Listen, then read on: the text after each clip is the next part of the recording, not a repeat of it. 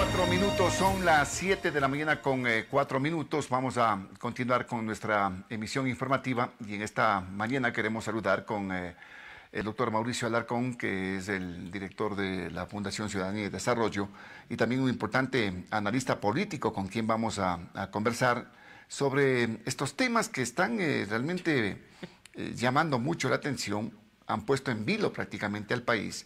Respecto a la parte política, ¿qué es lo que pasa con los denominados acuerdos o pactos que podrían darse entre el gobierno y la facción política del correísmo? De ahí se denota pues la libertad de Jorge Glass. Bueno, hay una serie de hechos. ¿Y qué pasa también en la Asamblea Nacional? Tanta incertidumbre. Ayer finalmente ya se definió para que haya una comisión que tiene que estructurarse, para que puedan evaluar la gestión de la presidenta de la Asamblea, la señora Guadalupe Llori. Bueno, y en ese aspecto, y a eso súmale el tema de la delincuencia, el tema de Don Nasa, bueno, una serie de hechos que realmente han puesto en entredicho lo que está pasando en nuestro medio, mientras que la ciudadanía pues trata de solventarse, trata de salir adelante de alguna forma. Ves que la situación es complicada, enredada en este ámbito acá en nuestro medio. ¿Qué futuro nos espera? Mauricio, gracias por estar aquí presente a través de Radio Noticias La Poderosa. Muy buenos días, bienvenido. Buen día, Osvaldo y queridos amigos de La Poderosa. Haces una pregunta dificilísima. ¿Qué futuro nos espera? Y ya quisiera yo tener una bolita de cristal para poder decir qué va a pasar no solo mañana o la próxima semana, sino cómo va a estar el Ecuador para las elecciones del 2023 y del 2025. Pero como bien lo dijeron ustedes, no solo en la antesala de este espacio, sino en el análisis realizado hace varios minutos, en el país no debemos perder jamás la capacidad de sorpresa.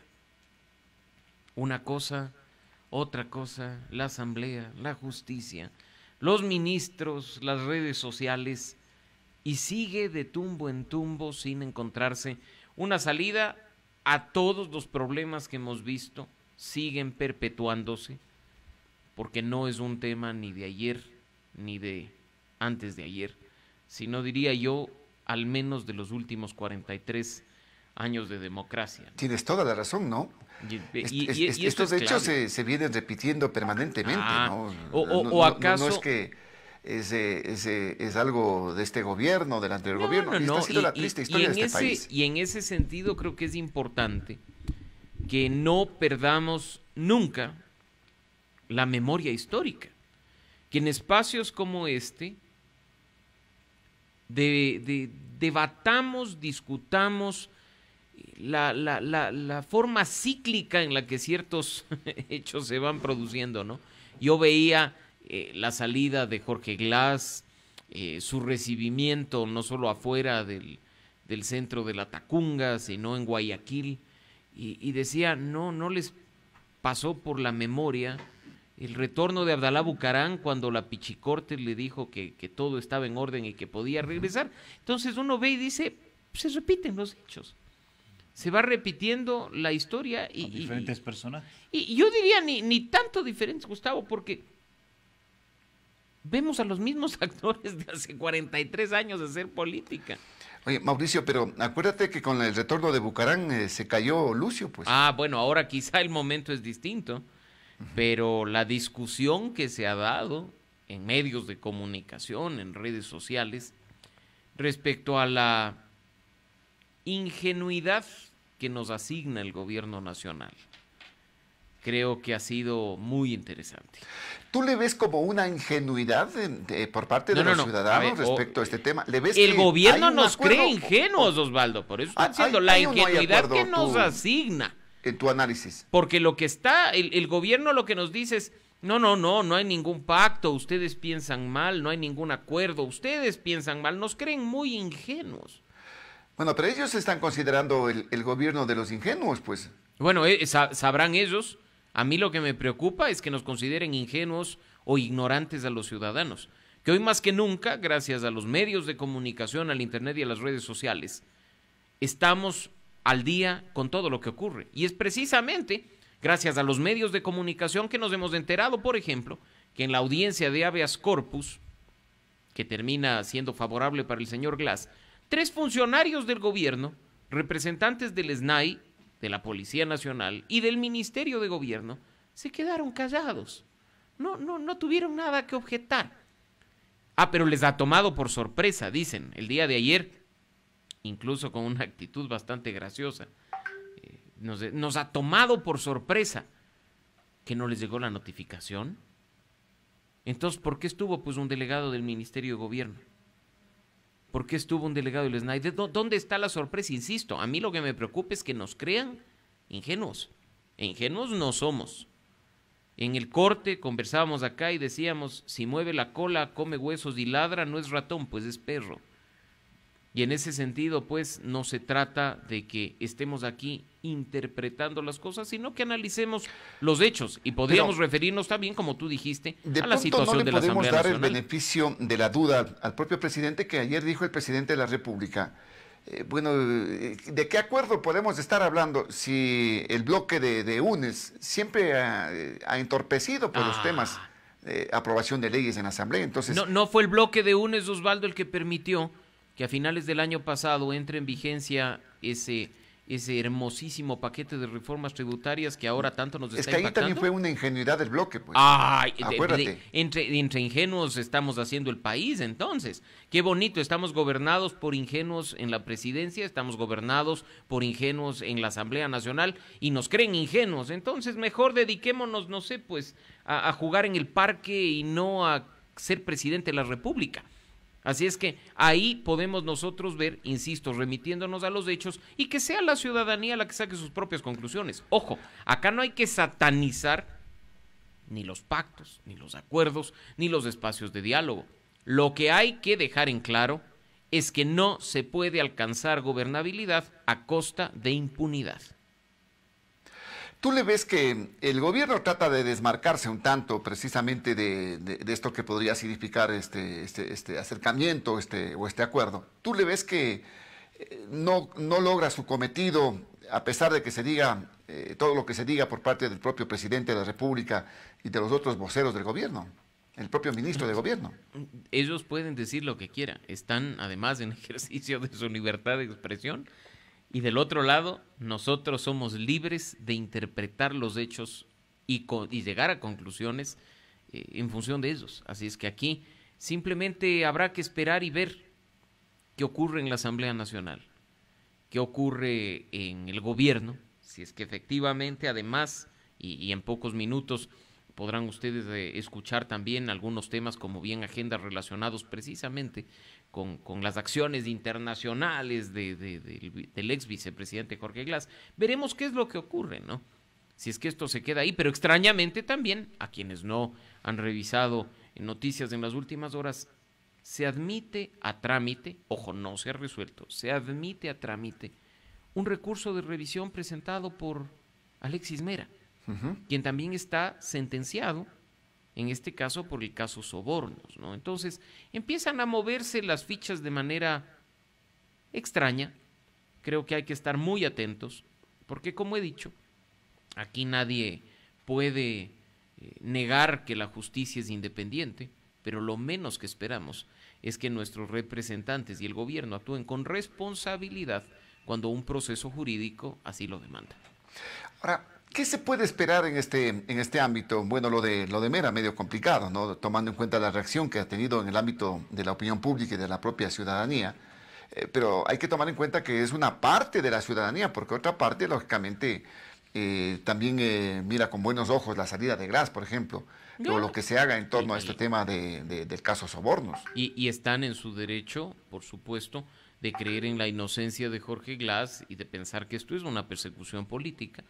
Y yo lo único que diré es que hay una sentencia de la justicia ecuatoriana condenando, no solo en este caso, sino en varios otros casos, no solo al señor Glass, sino a otros actores del gobierno de Rafael Correa, y que pues hay que estar atentos de tal forma que no se tuerza la aplicación de la ley para obtener beneficios particulares.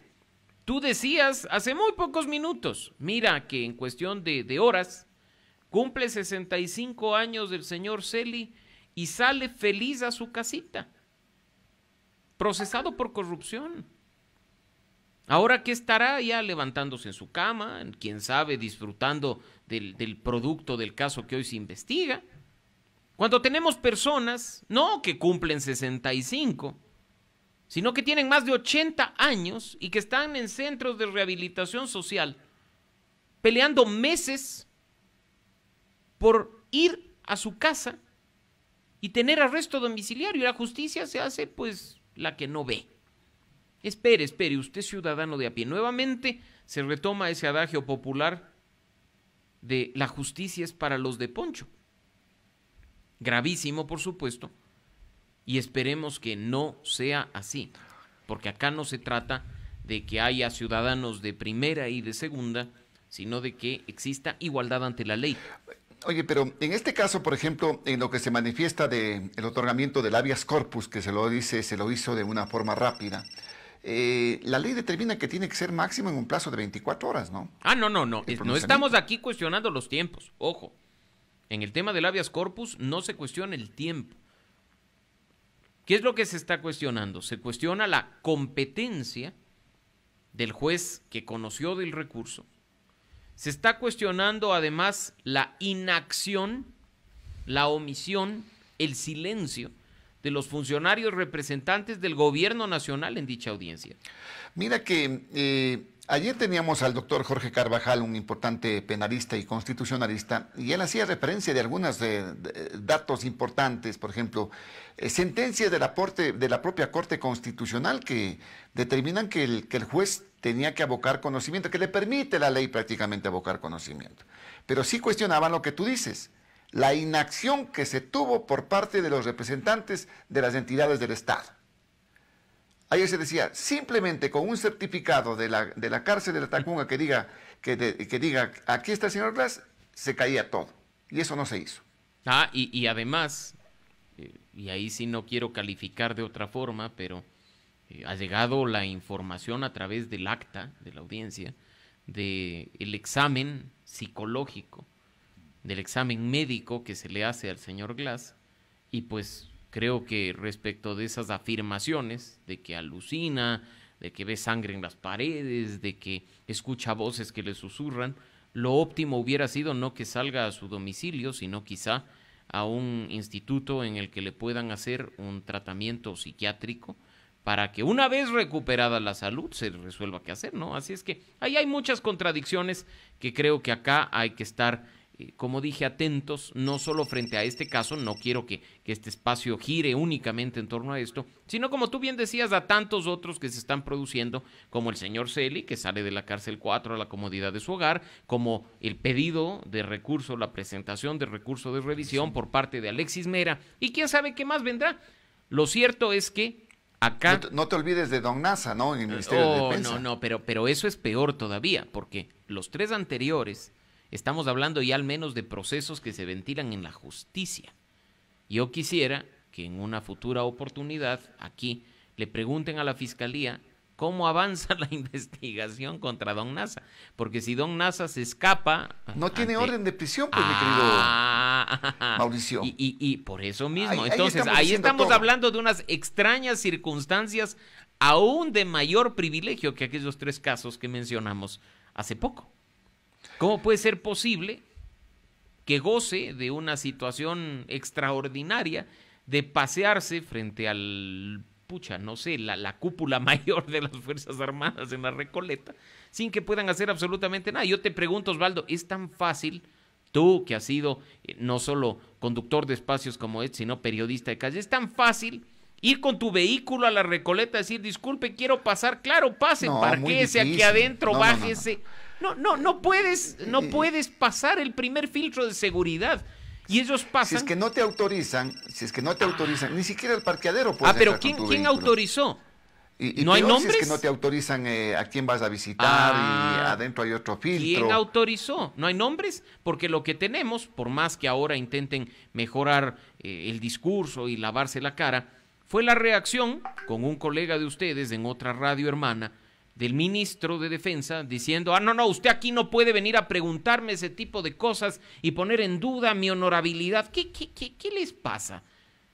¿Que acaso no se puede cuestionar al poder cuando actúa de una manera como la que hemos visto? En el que un delincuente se puede pasear en las narices de las autoridades sin que éstas muevan un dedo.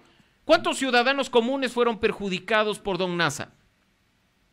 No, pero además ahí hay militares. No, entonces los militares protejamos para que nos siga dando nuestra platita. ¿Y el resto qué? Nuevamente, la justicia para los de Poncho es inaceptable. Y esto, como dije, no es ni de hoy, ni de ayer, ni de los últimos 10 años, ni de la Revolución Ciudadana. ¿O acaso ya se nos olvidó lo que sucedió con el notario Cabrera? Una situación muy parecida en la que extrañamente también estuvieron involucrados militares y terminaron siendo ellos quienes recuperaron buena parte de lo, entre comillas, perdido, y los ciudadanos comunes perdieron todo. Mauricio, escuchemos a los ciudadanos, ¿te parece? Con muchísimo gusto. Vamos a habilitar las líneas telefónicas, el 2546-108 y el 255-4090 están habilitados. Muy buenos días, lo escuchamos. ¿Cómo está, licenciado Morocho? Muy buenos días. Buenos días, lo escuchamos. ¿Cómo está? Buenos días, licenciado Gustavo, señor entrevistado, muy buenos días. Como bien se están diciendo, hoy se rasgan las vestiduras, hoy realmente hacen un mea culpa, hoy realmente pegan el grito al viento o al cielo y realmente se estremecen por la salida de Jorge Glass. Y como ustedes mismos bien lo dicen, no se acuerdan y no tienen memoria la gente que realmente solo mira la actualidad y no mira realmente el retroceso o la historia mismo del país. No dijeron nada cuando vino Alberto Dajig, que hoy por hoy se pasa por los canales de televisión, especialmente de Coavisa y Televisión, dando clases de economía y de supuestamente salvar al Ecuador de una crisis económica.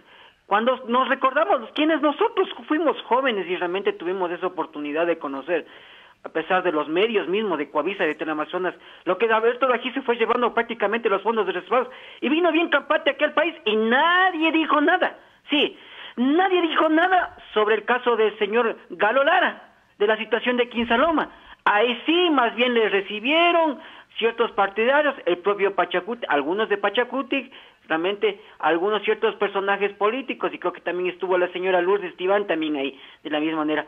Y ustedes también hablaron, incluso cuando vino Abdalá Bucarán, y le firmaron en un jet privado, haciendo gala de relojes de oro, de cadenas de oro, y no dijo nadie nada sobre la situación de sobreseimiento del propio Dalo Bucarán y la señora Gabriela Pazmiño. Entonces es un país realmente que mida su situación mediática en la persona a la cual se le concede una libertad. Eso así es la realidad del país. Y los medios realmente, en este caso de comunicación, que van acorde a intereses propios, se apegan a esa situación y hacen una situación, un show mediático como el señor Alfonso Espinosa de los Monteros, que prácticamente él hace una reflexión sobre un gobierno del encuentro que realmente se han defraudado y que tenían una esperanza de que se iba a realizar una buena democracia. Y hoy por hoy, si mal no me recuerdo también, señor entrevistado, licenciado Morocho, hoy también se está diciendo que el gobierno meta las manos en la justicia, pero cuando está otro actor en el poder, ahí sí dicen, no metan la mano en la justicia. Y hoy por hoy están diciendo, meta señor Lazo la justicia para que el señor Glass nuevamente vuelva a preso. Ese es el país de hoy. Y lo que más me preocupa para finalizar, señor Morocho, el señor entrevistado, de la misma manera le entrevistan al señor el señor Lazo, le entrevistan y dice, yo no puedo solucionar el problema dentro de los 100 días que estoy en el gobierno, de lo que ha ocurrido en 14 años con el gobierno de Correa, con el gobierno de Moreno y con la alcaldía de Guayaquil. Discúlpeme, si eso decía en campaña política, que no podía resolver, que al contrario dijo que iba a resolver en 100 minutos, ojo, no en 100 días, sino en 100 minutos del país, él no hubiera estado en el poder hoy día y nadie hubiera elegido. Entonces, lastimosamente, este gobierno tiene que hacer pactos hasta con el mismo diablo, si se puede decir así, para poder solventar y generar sus intereses propios, porque en beneficio del país no lo está haciendo. Y prácticamente ha decepcionado a quienes votaron justamente por Lazo, y esta situación del gobierno del encuentro se ha convertido en un gobierno del encuentro con delincuentes o con personas que podrían favorecer a sus intereses propios. Ese es mi comentario, señor Morocho, gracias. Gracias a la participación ciudadana. Doctor, bajo ningún concepto hay que permitir que nadie meta las manos en la justicia. Pilar fundamental de la democracia, una justicia independiente. Pero una justicia con jueces que actúen conforme a la Constitución y la ley. Que apliquen la norma a todos por igual. Una justicia que no sea selectiva y que no premie a unos y castigue a otros. Hay que trabajar por mejorar la justicia. Bajo ningún concepto, como el señor Lasso ha dicho, se le está pidiendo que meta las manos a la justicia. Se está pidiendo a las autoridades que actúen con responsabilidad y apliquen la ley, para que no haya ni privilegios ni perjuicios para unos y para otros. Nos han mencionado algunos otros casos. Yo quizá con nuestro amigo que se ha comunicado discrepo en el sentido de que precisamente el tema de los gastos reservados se conoció gracias a los medios de comunicación. Fueron investigaciones periodísticas las que permitieron sacar a la luz las chequeras que, como recordarás, Gustavo, tenían en el Banco del Pacífico los asesores y secretarios del señor Alberto Dajic. Y quienes se beneficiaron también conocemos. Y que por ahí hasta había un tema de una fábrica de hielo, de un familiar, la compra de otras telas, en donde otro familiar, y hasta se hablaba de la construcción de una casa. Entre otras tantas cosas. Recordaremos que incluso, con gastos reservados, según se conoció gracias a los medios de comunicación, hasta se intentó comprar una emisora de radio, cuyo nombre nos abstendremos de mencionar, sí, abstengámonos pero de había ese tema, Osvaldo, y no me dejarás mentir. Así es que yo insisto, creo que al menos desde la ciudadanía tenemos que tener viva la memoria histórica. ¿Sabes el principal problema que se tiene aquí? Que todos estos personajes que en cierto modo han tenido o tienen su pasado, ahora fungen como importantes opinólogos o quizás también referentes. Pero Osvaldo, no solo opinólogos, y perdón que te corte, hace un momento Gustavo decía eso. Decía, no son nuevos actores. 43, vamos para el año 44 del último tramo de la democracia en el país. ¿Y no nació a finales de los años 70 Abdalá Bucarán, siendo intendente de Guayas? ¿No fue vicepresidente de la República y luego presidente Osvaldo Hurtado, quien termina siendo el asesor de cabecera a la sombra o al externo del presidente Guillermo Lasso? ¿No estamos viendo en la bronca política a los mismos actores del Partido Social Cristiano que hemos visto los últimos 30 años? Y lo mismo la izquierda democrática. ¿Dónde está el señor Andrés Vallejo? Yo recuerdo que el señor Andrés Vallejo fue presidente del Congreso Nacional en los años 90. Peleaba la dirigencia de la izquierda democrática en los 80 con Rodrigo Borja, hoy embajador en España. Y así te podría mencionar muchos casos. Probablemente el mayor problema que tenga este país radica en las organizaciones políticas, que siguen utilizándonos a nosotros para ponerles en el poder, pero no aflojan ni la dirigencia ni las candidaturas. No hay relevo. Sí, no hay renovación. El señor Vallejo está de embajador en España, si no estoy equivocado. Hay una inquietud, mi querido Mauricio, ten la bondad, escuchemos también a los ciudadanos en el 2546-108 y el 255-4090 habilitado. No, se nos fue, ténganos un poquito de paciencia. Pero se puede evidenciar este momento un hastío tomando en cuenta las circunstancias por las que estamos viviendo. Ahora sí está la llamada, entonces vamos con la llamada. Buenos días, lo escuchamos. Buenos días, señor Morocho. Agradeciéndole pues esta tribuna que nos permite expresar el sentir y pues expresarle al señor entrevistado que realmente preocupa, le digo, que en menos de 24 horas le den la libertad a Jorge Glás, pero también es una gran satisfacción demostrar la perspectiva. A ver qué pasó con esta llamada. Se cortó. Desde el origen de la llamada se le cortó. Aló. Sí, por allí. A ver, escuchemos. Ya. Entonces le decía que me da satisfacción el ver que se ha demostrado la persecución política que sufren este grupo de UNE y sus exgobernantes. ¿Por qué razón? Que de la noche a la mañana le dan la libertad. Y de la noche a la mañana le sentenciaron el caso de sobornos al expresidente Rafael Correa, inventándose todo tipo de pruebas. Oiga, esto a nivel internacional da mucho que decir, mucha tela que cortar. Entonces, señor entrevistado, me parece que le deja sin mucho piso su análisis político, oiga. Centrémonos mucho en lo que está pasando. Para mí pensar, el señor Lasso está muy desesperado. Son actitudes de él que le veo que le quiere concentrar a UNES para que la aprueben y le apoyen las leyes que quiere poner en el Congreso. Eso nomás era, y muchas gracias, tengan un buen día. Gracias también por su participación, 2546-108 y el 255-4090 habilitado. Aquí me dicen a través de la línea de WhatsApp, no soy correísta ni afiliada, pero ahora estamos viviendo una política corrupta, dice, queremos el regreso de Rafael Correa. ¿Tú le ves que hay una división, que estamos polarizados, quizás en este caso, Mauricio? Pero siempre lo hemos estado. Quizá lo que se ha hecho en el último periodo es profundizar, Osvaldo, esa polarización. A inicios de los años 80, la polarización era entre la democracia cristiana y el socialcristianismo. Después evolucionó a la izquierda democrática y al socialcristianismo. Después decidieron que era mejor llevar la fiesta en paz y en pocas alternarse en el poder. Y empezó en los años 90 la debacle, cuando un actor sorpresivamente se hizo con la presidencia de la República, aunque había estado ahí durante mucho tiempo pugnando por alcanzarla, Abdalá Bucaram. Y tuvimos un periodo de inestabilidad con 10 gobiernos en 10 años, ¿no? Hasta que finalmente llegó Rafael Correa y se quedó 10 años él solito. Así es que lo que hemos visto es polarización que se profundiza, y eso no le hace bien al país. Eso no le hace bien al país, porque además lo gracioso de todo esto es que la polarización se encuentra a nivel ciudadano. Entonces, lo que tú acabas de leer del mensaje de WhatsApp es: yo no soy correísta, yo sí soy correísta, yo no soy lacista, yo sí soy lacista.